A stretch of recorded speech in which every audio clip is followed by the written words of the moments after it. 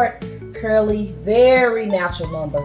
Like when you put this on, you're really gonna think it's your hair. So I pinned the hair back so I can see the lace. I have the Got To Be glue spray, and this is how I'm gonna adhere the wig. Not to melt the lace, just to put it on.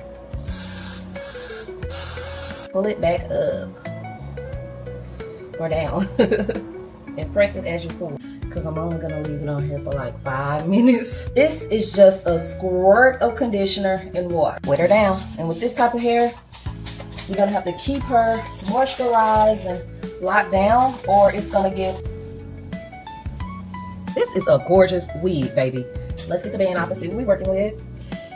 Might have to like put a little some on my lace, but looking very much like she grew from a scalp.